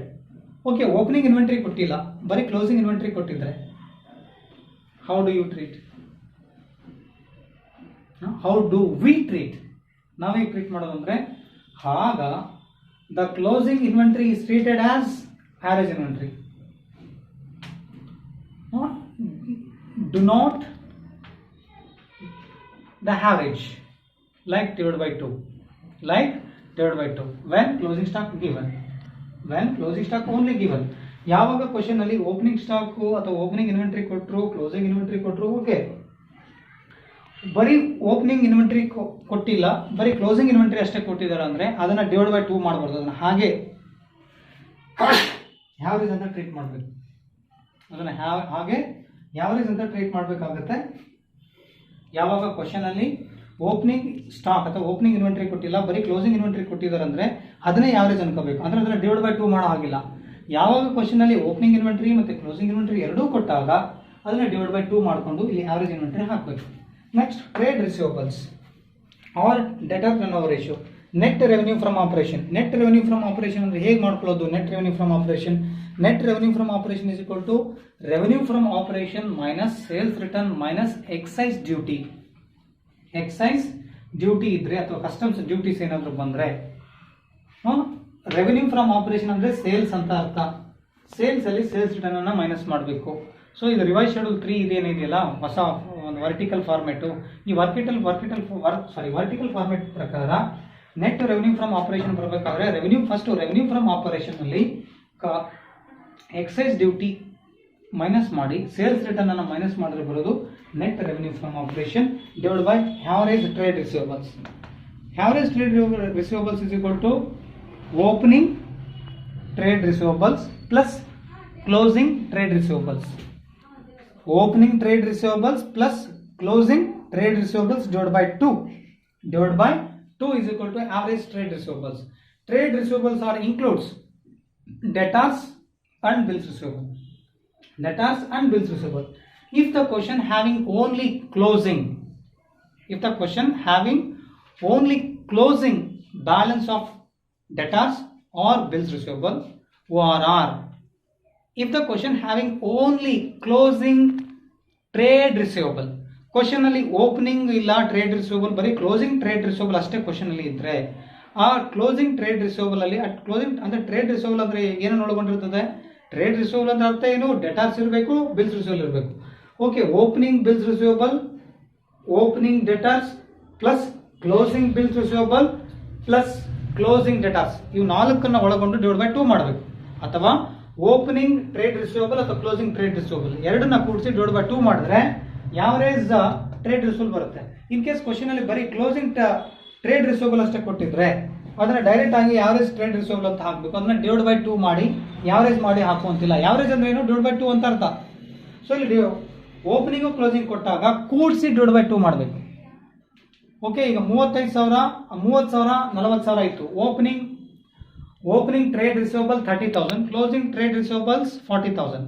Opening 30, closing 40, total 70,000 /2 35,000. Same stock ಕೂಡ ಹಾಗೆ same inventory ಕೂಡ ಹಾಗೆ ಮಾಡಬೇಕು. In case closing inventory 30,000 only given, the total 30,000 is to be treated as average. Direct ಆಗಿ 30,000 ಆಗಬೇಕು. ಅದೇ ತರ ಇದು ಕೂಡ ಹಾಗೆ. ಕ್ಲೋಸಿಂಗ್ ಟ್ರೇಡ್ ರಿಸೀವಬಲ್ಸ್ ಅಷ್ಟೇ 30,000 ಕೊಟ್ಟಿದ್ರೆ, ಓಪನಿಂಗ್ ಇಲ್ಲ ಕ್ಲೋಸಿಂಗ್ ಅಷ್ಟೇ ಇತ್ತಂದ್ರೆ ಕ್ಲೋಸಿಂಗ್ ಇರೋದನ್ನಷ್ಟೇ 30,000 ಹಾಗೆ ತಗೋಬೇಕು. Okay, next trade payable ORR creditor turnover ratio is equal to net purchase divided by average trade payables. Purchase debtors sales ಬರುತ್ತೆ ಅಥವಾ ನೆಟ್ ರೆವೆನ್ಯೂ ಫ್ರಮ್ ಆಪರೇಷನ್ ಬರುತ್ತೆ. ಇದು ಕಾಸ್ಟ್ ಆಫ್ ಪರ್ಚೇಸ್ ಬರ್ಬೋದು. Cost of purchase, net purchase ORR cost of purchase divided by average trade payables. Average trade payables is equal to opening trade payables plus closing trade payables divided by 2. Opening trade payables ಮತ್ತು closing trade payables ಅನ್ನು ಎರಡನ್ನ mix ಮಾಡಿದ್ರೆ total ಮಾಡಿ divide by 2 ಮಾಡಿದ್ರೆ average trade payables. Same in case opening ಕೊಟ್ಟಿಲ್ಲ, if opening balance of trade payables is not given, then how do you, if only closing trade payables only given, how do we treat the total closing trade is the closing balance of trade payables is only treated as average trade payables. Average closing balance ಅಷ್ಟೇ trade payables ಕೊಟ್ಟಿದ್ರೆ, trade payables ಅಂತ ಹೇಳಿದ್ಮೇಲೆ creditors bills payable ಎರಡನ್ನ ಸೇರಿಸಿದ್ರೆ ಮಾತ್ರ trade payables ಬರುತ್ತೆ. Opening ಮತ್ತು closing, opening bills payable, opening debtors, sorry opening bills payable, opening creditors plus closing bills payable, closing creditors divide by 2 ಮಾಡಿದ್ರೆ ಆವರೇಜ್ ಟ್ರೇಡ್ ಪೇಬಲ್. ಬರೀ closing creditors, closing bills payable ಕೊಟ್ಟಿದ್ರೆ ಅವೆರಡನ್ನ merge ಮಾಡಿ ಹಾಗೆ total amount ಇಲ್ಲಿ ಹಾಕಬೇಕು, divide by 2 ಮಾಡಬಾರ್ದು. Next fourth, debt collection period. Debt collection period, number of days or weeks, ವಾರಗಳು, ದಿನಗಳು, ತಿಂಗಳುಗಳು, ವರ್ಷದಲ್ಲಿ. Okay, number of days, weeks or months in a year divided by trade receivable turnover ratio. Here this answer is to be taken here. Same trade payable turn over ratio ಇಲ್ಲಿ ಬಂದಿರತಕ್ಕಂಥ answer ಏನು ಬರುತ್ತೆ, ಇದೇ ಆನ್ಸರ್ನ ಇಲ್ಲಿ ಹಾಕಬೇಕು. ಇದೇ trade receivable answer ಏನು ಬಂದಿರುತ್ತೆ 5 times 2 times ಏನು ಬರುತ್ತೆ, ಆ ಬಂದಿರತಕ್ಕಂಥ 2 times 5 times ಬಂದಿರೋದನ್ನ ಈ ರೆಸ್ಪೆಕ್ಟಿವ್ ರೇಷಿಯೋ ಹಾಕಬೇಕು. These are supplementary ratio to in trade receivables and trade payables. Okay, ಅಂದರೆ ನಾವು ಇದಕ್ಕೂ ಡೆಟ್ ಕಲೆಕ್ಷನ್ ಪೀರಿಯಡ್ ಅಂದರೆ ಡೆಟರ್ ಟರ್ನ್ ಓವರ್ ರೇಷಿಯೋಗೆ ಹೋಗಬೇಕು, ಅಂದರೆ ಟ್ರೇಡ್ ರಿಸೀವಬಲ್ ಟರ್ನ್ ಓವರ್ ರೇಷಿಯೋಗೆ ಹೋಗಬೇಕು, ಟ್ರೇಡ್ ರಿಸೀವಬಲ್ ಟರ್ನ್ ಓವರ್ ರೇಷಿಯೋಗೆ ಹೋಗಬೇಕು. Next trade payable turnover ರೇಷಿಯೋಗೆ ಅಲ್ಲಿ ರೇಷಿಯೋ ಆನ್ಸರ್ ಎಷ್ಟು ಬಂದಿರುತ್ತೆ ಅದೇ ಆನ್ಸರ್ ಕೆಳಗಡೆ ತಗೋಬೇಕು. ವರ್ಷದಲ್ಲಿ ಎಷ್ಟು ದಿನಗಳು, ವರ್ಷದಲ್ಲಿ ಎಷ್ಟು ವಾರಗಳು, ವರ್ಷದಲ್ಲಿ ಎಷ್ಟು ತಿಂಗಳುಗಳು ಅಂತ ಮೇಲೆ ಹಾಕ್ಕೊಂಡು ಡಿವೈಡ್ ಬೈ ಅಲ್ಲಿ ಆಲ್ರೆಡಿ ನಾವು ಸೆಕೆಂಡ್ ಅಂಡ್ ಥರ್ಡ್ ರೇಷಿಯೋನಾಗ debtor turnover debtor or trade receivable turnover ratio ಎಷ್ಟು ಬಂದಿದೆ, trade payables turnover ratio answer ಎಷ್ಟು ಬಂದಿದೆ 2 times 5 times 2.5 times ಅಂತ ಬಂದಿರುತ್ತೆ. ಆನ್ಸರ್ನ ಕೆಳಗಡೆ ಹಾಕ್ತಾ ಹೋಗಬೇಕು denominator. Next, working capital turnover ratio. Working capital turnover ratio is equal to net revenue from operation. Net revenue from operation is equal to total revenue from operation minus net sales return minus excess duty. Okay, divided by working capital. Working capital is equal to current assets minus current liabilities. ಅಂದರೆ current assets current liabilities minus ಮಾಡಿಬಿಟ್ರೆ ನಿಮ್ಗೆ working capital ಸಿಗುತ್ತೆ. So ಇದು working capital turnover ratio ಬರ್ತಕ್ಕಂಥ formula. Next fixed assets turnover ratio. Fixed assets turnover ratio net revenue from operation over or fixed assets. This is the formula. Fixed assets it includes tangible and intangible. Okay, net revenue from operation nothing but net sales. ಕೆಲವೊಂದು books ಅಲ್ಲಿ ಕೂಡ ಇದನ್ನ average assets ಅಂತ divide by average assets ಅಂತ ಕೆಲವೊಂದು textbook ಅಲ್ಲಿ mention ಮಾಡಿದ್ದಾರೆ. Some authors quoted regarding fixed assets ratio is equal to net revenue from operation divide by average assets. different authors have different opinions on ratios, but our knowledge or wisdom purpose you can go through these ratios enough. ಅಂದರೆ ಒಂದೊಂದು author's ಒಂದೊಂದು ratios ಬಗ್ಗೆ ಅಂದರೆ ratio formula ಹಾಕಿದ್ದಾರೆ, but ಈ ratios ನಿಮಗೆ ಇದರದ್ದು follow ಮಾಡಿದ್ರೆ ಸಾಕು. ಇದು ಎಲ್ಲದನ್ನು ನೋಡಿ ಹಾಕಿದ್ದಾರೆ ರೇಷಿಯೋಸ್ ಅಬ್ಸರ್ವ್ ಎಲ್ಲ ತಿಳ್ಕೊಂಡು. Next current assets turnover ratio. ಇಲ್ಲಿ ಹೇಗೆ fixed assets turnover ratio, ಇಲ್ಲಿ fixed assets turnover ratio ಆದಮೇಲೆ next current assets turnover ratio is equal to net revenue from operation as it is current assets. Here fixed assets, here current assets. As it is net revenue from operation as it is same. Here also working capital here, but net revenue from operation is common. Okay. Look at this here. So here net revenue from operation, here cost of revenue from operation, here net purchases or cost of purchase, here net revenue from operation, here net revenue from operation, it never here net revenue from operation. The net revenue from operation is the numerator for common for trade receivable turnover ratio, working capital turnover ratio, fix asset turn over ratio, current asset turn over ratio. ಅಂದರೆ net revenue from operation ಅದು 4 ratio common ಆಗಿ ಅಂಶವಾಗಿ ಬಂದಿದೆ. ಅಂಶ ಛೇದವಾಗಿ, ಛೇದ ಯಾವ asset ಹೇಳ್ತೀವಿ ಆ asset ಛೇದ ಬಂದಿದೆ, ಛೇದ. ಉಳಿದವೆಲ್ಲ ಅಂಶವಾಗಿ ಮೇಲೆ ಬಂದಿದೆ, ಮೇಲೆ ಐಟಮ್ಸ್. ಅದು ಯಾವುದು? Net revenue from operation. Next inventory velocity, it is supplementary to inventory turnover ratio. ಅಂದರೆ number of days over or same, number of days over or weeks over or months in year divide by inventory turnover ratio. Inventory turnover ratio is equal to cost of revenue from operation divided by average inventory. What we could ascertain here or find out here, the same answer must be carried to inventory velocity ratio. Carried to inventory velocity ratio. ಅಂದರೆ inventory turnover ratio answer ಏನು ಬಂದಿರುತ್ತೆ ಅದೇ answer ನಾವು ಇಲ್ಲಿ post ಮಾಡಬೇಕಾಗುತ್ತೆ. These are supplementary ratio. Okay, this is supplementary, this is supplementary, this supplementary. Okay, ಇಲ್ಲಿ current asset ಅಂದ್ರೆ current asset ಕೆಳಗಡೆ ಬರುತ್ತೆ, ಇಲ್ಲಿ ಫಿಕ್ಸ್ ಅಸೆಟ್ ಅಂದ್ರೆ ಫಿಕ್ಸ್ ಅಸೆಟ್, ವರ್ಕಿಂಗ್ ಕ್ಯಾಪಿಟಲ್ ಅಂದ್ರೆ ವರ್ಕಿಂಗ್ ಕ್ಯಾಪಿಟಲ್. ಮೇಲೆ net revenue from operation, net revenue from operation commerce. ಇದು third 3 ratios. Next fourth one, profitability ratio. Under profitability ratio, gross profit, net profit, operating cost, operating profit. So here gross profit as it is, gross profit is numerator, divided by revenue from operation, divided by revenue from operation, divided by revenue, net revenue from operation, divided by net revenue from operation is a denominator for 4 ratios. What I have wrote here, now here ಬರ್ದಿದ್ದೀನಿ, which are the ratios I have posted here. Those 4 ratios have denominator has net revenue from operation, but here gross profit is numerator. Then net revenue from is a denominator. Here net profit as it is, operating cost as it is, operating profit as it is. ಅಂದರೆ ಯಾವ್ಯಾವ ratio ನಾನು ಹೇಳಿದ್ದೀನಿ ಆ ratios ಎಲ್ಲ ಮೇಲೆ ಬರ್ತದೆ. Gross profit, net profit, operating cost, operating profit. Operating cost ಮಾಡಬೇಕಾದ್ರೆ gross profit ಬೇಕು. Gross profit is equal to sales minus cost of revenue from operation. Cost of revenue from operation. Sales means net revenue from operation. Net revenue from operation minus cost of revenue from operation is equal to gross profit. Okay, net profit is equal to gross profit minus all operating and non-operating expenses. All operating and non-operating expenses minus ಮಾಡಿದ್ರೆ ನಿಮಗೆ net profit ಸಿಗುತ್ತೆ. net profit ಬೇಕಂದ್ರೆ ಏನು? Gross ಪ್ರಾಫಿಟ್ನಲ್ಲಿ operating and non operating expense ಅನ್ನು minus ಮಾಡಿದ್ರೆ ನಿಮಗೆ net profit ಸಿಗುತ್ತೆ. ಇದು ರೆವೆನ್ಯೂ ಫ್ರಮ್ ಆಪರೇಷನ್ ಅಂತ ಹೇಳಿದ್ರೆ net revenue from operation is equal to revenue from operation minus excise duty minus sales return ಮಾಡಿದ್ರೆ ನಿಮಗೆ ಆನ್ಸರ್ ಸಿಗುತ್ತೆ. Operating cost is equal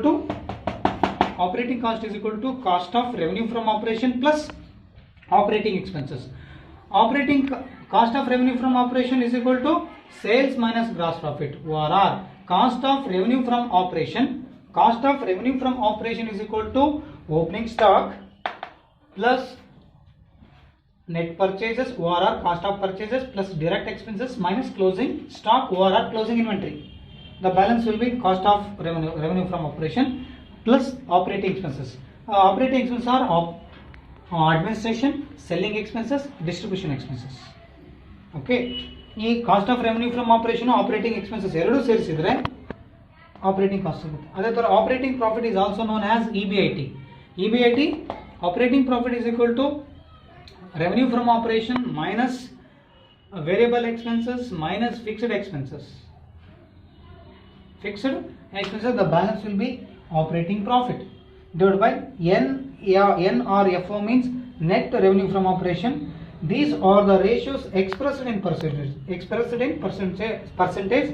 That's why whole into 100, whole into 100, whole into 100, whole into 100. So ಇವಿಷ್ಟು ratios into 100 ಬರ್ತದೆ. ಯಾಕಂದ್ರೆ ಇವನ್ನ ratios ಅನ್ನು ನಾವು percentage ರೂಪದಲ್ಲಿ ಕಂಡುಹಿಡಿಯೋದ್ರಿಂದ.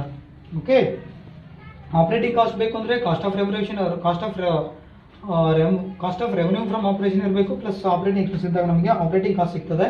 ಅದೇ ಥರ ಆಪರೇಟಿಂಗ್ ಪ್ರಾಫಿಟ್ ಬೇಕಂದ್ರೆ ಟೋಟಲ್ ರೆವೆನ್ಯೂ ಫ್ರಮ್ ಆಪರೇಷನ್ ಅಲ್ಲಿ ಕೆಲವೊಂದು ಬದಲಾಗ್ತಕ್ಕಂಥ ವೆಚ್ಚಗಳು ಅಂದ್ರೆ ವೇರಿಯಬಲ್ ಎಕ್ಸ್ಪೆನ್ಸ್ ಅನ್ನ ಮೈನಸ್ ಮಾಡಬೇಕು, like selling expenses, distribution expenses minus fixed expenses like rent, salary, okay, insurances, Okay, audit fees, printing and stationery, like that. Each expense, after deducting these expenses, we will get operating profit. Then now, these are the profitability ratios. Here I have posted 4 ratios. ಇಲ್ಲಿ ನಾನು ಬರೀ 4 ratio ಹಾಕಿದ್ದೀನಿ. ಇನ್ನು ಉಳಿದಿರತಕ್ಕಂಥ ratios ಇದೆ. So rest of the ratios are there. I will write down in the whiteboard here. Okay.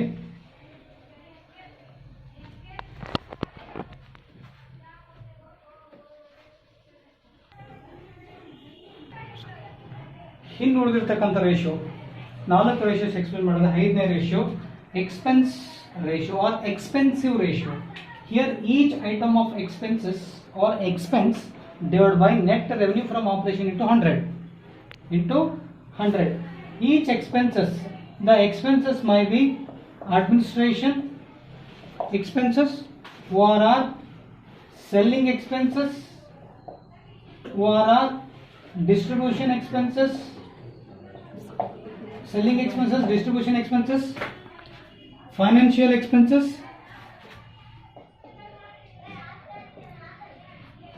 Okay. Administration expenses divided by net revenue from operation into 100. Selling expenses divided by net revenue from operation into 100. Distribution expenses divided by net revenue from into 100. Each item of expenses divided by net revenue from operation whole into 100. We will get expensive ratio. ಅಂದ್ರೆ ಯಾವ expense ಇರುತ್ತೋ ಆ expense ಮೇಲೆ ratio. ಈ ratios ಮೇಲೆನೆ 15 marks question paper ನಿಮಗೆ VSK university question paper ಬಂದಿದೆ. ಈ ಒಂದು ರೇಷಿಯೋದ ಮೇಲೆನೆ 15 ಮಾರ್ಕ್ಸ್ ಕ್ವೆಶ್ಚನ್ ಪೇಪರ್ ಬಂದಿದೆ. ಮತ್ತೆ ಪ್ರಾಫಿಟಬಿಲಿಟಿ ರೇಷಿಯೋ ಮೇಲೆ ಪ್ರಾಫಿಟಬಿಲಿಟಿ ನೆಕ್ಸ್ಟ್ ನಾನು ನೆಕ್ಸ್ಟ್ ಕ್ಲಾಸ್ ಅಲ್ಲಿ ಆ ಕ್ವೆಶ್ಚನ್ ಅನ್ನ ಸಾಲ್ವ್ ಮಾಡ್ತೀನಿ. ಇದ್ರ ಮೇಲೆ ಅಂದ್ರೆ ಪ್ರಾಫಿಟಬಿಲಿಟಿ ರೇಷಿಯೋ ಮೇಲೆ ಬಂದಿರತಕ್ಕಂಥ ಕ್ವೆಶ್ಚನ್ಸ್ 15 ಮಾರ್ಕ್ಸ್ಗೆ. ಓಕೆ, ಯಾವ ಎಕ್ಸ್ಪೆನ್ಸಸ್ ಕೇಳ್ತಾನೋ ಆ ಎಕ್ಸ್ಪೆನ್ಸಸ್ ಮೇಲೆ ಹಾಕಬೇಕು divide by net revenue from operation into 100.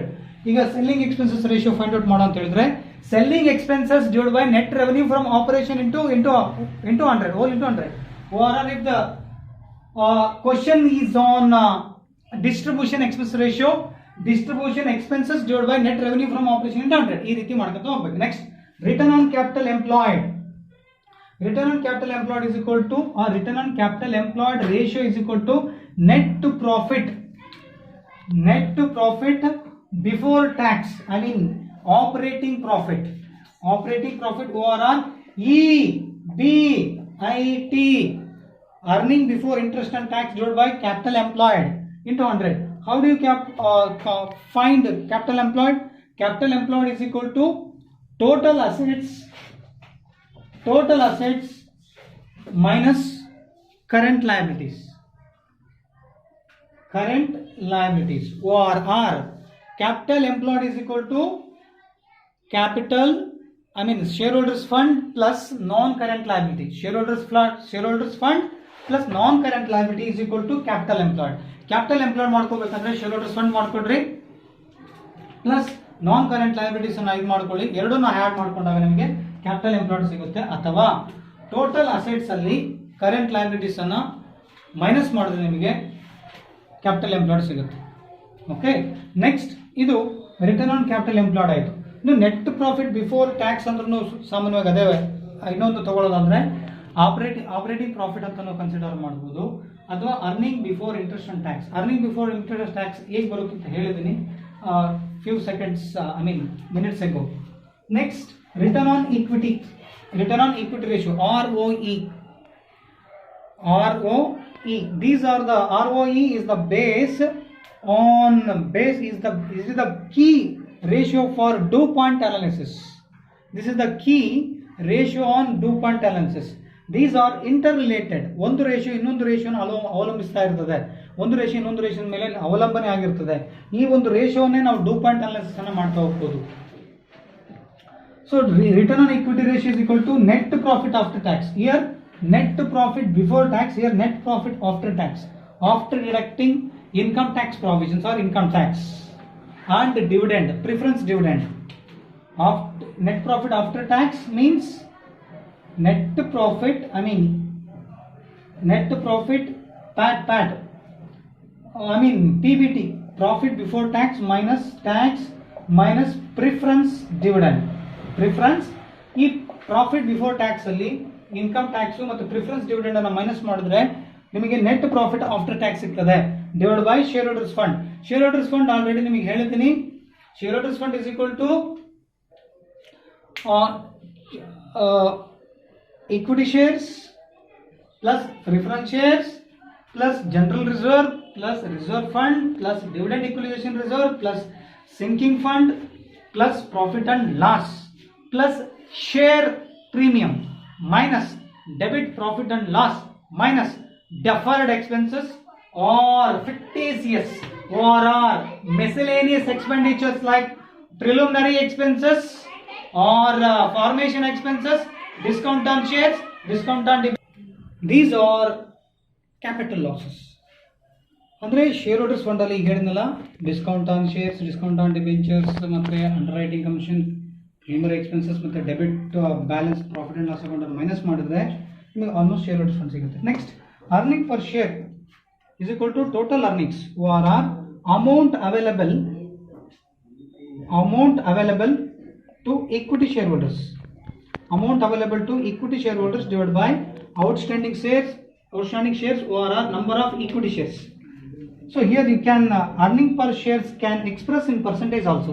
ಇದನ್ನು ನೀವು ಪರ್ಸೆಂಟೇಜ್ ರೂಪದಲ್ಲಿ ಕೂಡ ಇಂಟು 100 ಹಾಕೋಬಹುದು. ಈ ರೇಷಿಯೋಸ್ಗೆಲ್ಲ ಪರ್ಸೆಂಟೇಜ್ ರೂಪದಲ್ಲಿ ಹೇಳೋದಾದ್ರೆ ನಮಗೆ ಎಕ್ಸಾಕ್ಟ್ಲಿ ಪರ್ ಶೇರ್ ಬೇಕು ಅಂದಾಗ ವಿತೌಟ್ 100 ನಾವು ವಿತೌಟ್ ಹೋಲ್ ಇಂಟು 100 ಹಾಕ್ಲಾರ್ದೇನೆ ಮಾಡಬಹುದು.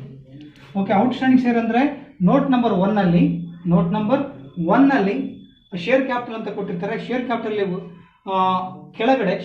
ಕೆಳಗಡೆ number of shares rupees 100 each 10 each ಅಂತ ಕೊಟ್ಟಿರ್ತಾರೆ. ಆ ಶೇರ್ಸ್ ನಂಬರ್ ಆಫ್ ಶೇರ್ಸ್ ಒಂದು example 10,000 shares of rupees 10 each or 100 each ಅಂತ ಕೊಟ್ಟಿರ್ತಾರೆ. ನಂಬರ್ ಆಫ್ ಶೇರ್ಸ್ ಅನ್ನು ಕನ್ಸಿಡರ್ ಮಾಡಬೇಕು. ಸೊ ಟೋಟಲ್ ಅರ್ನಿಂಗ್ಸ್ ಅಂದ್ರೆ ಏನು? Amount available to equity shareholders. ಲಾಸ್ಟ್ಗೆ ನೆಟ್ ಪ್ರಾಫಿಟ್ ಅನ್ನು ಡಿಡಕ್ಷನ್ ಇದು ಮಾಡಿದ್ಮೇಲೆ ಅಂದರೆ tax, profit, preference dividend, extraordinary items, exceptional items ಎಲ್ಲ ಫೈನ್ ಲೆಸ್ ಮಾಡಿದ್ಮೇಲೆ ಬರ್ತಕ್ಕಂಥ ಅಮೌಂಟೇ ಟೋಟಲ್ ಅರ್ನಿಂಗ್ಸ್. ಅದಕ್ಕೆ ನಾವು amount available to equity shareholders ಅಂತ ಹೇಳ್ತೀವಿ. ಇದನ್ನು ನೀವು ಪರ್ಸೆಂಟೇಜ್ ರೂಪದಲ್ಲಿ ಕೂಡ ಹೇಳ್ಬೋದು, into 100. Next dividend per share. Dividend per share is equal to total dividend paid during the year divided by number of equity shares or outstanding ordinary shares. Number of outstanding ordinary shares. The dividend per share can expressed in percentage also. Idana percentage ರೂಪದಲ್ಲಿ it can be expressed in percentage.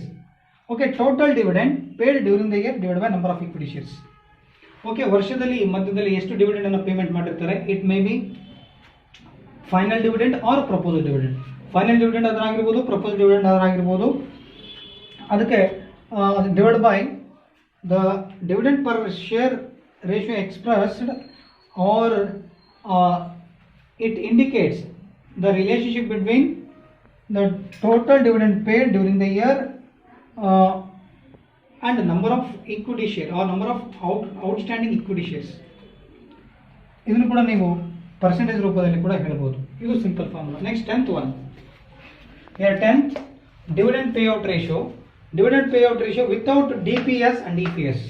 ಈ ಎರಡು ratio ಇಂದನೇ DPS, EPS.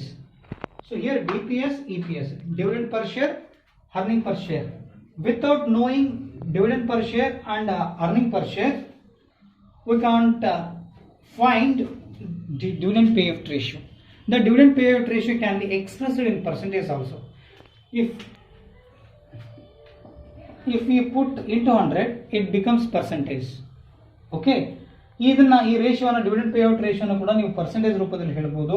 Dividend per share divide by earning per share ಮಾಡಿದ್ರೆ ನಮಗೆ dividend payout ratio ಸಿಗುತ್ತೆ. Next last one, price earning ratio. Price earning ratio is equal to market value per share divide by earning per share. The balance will be price earning share. Price earning share means it discloses the relationship or the differences or it indicates the relationship between market value of share and earning per share. Market value per share and earning per share.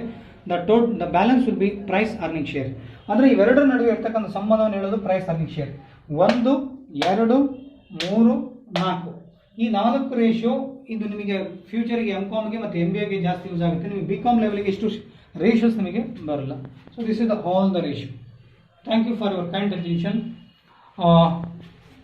These are the ratios. Okay.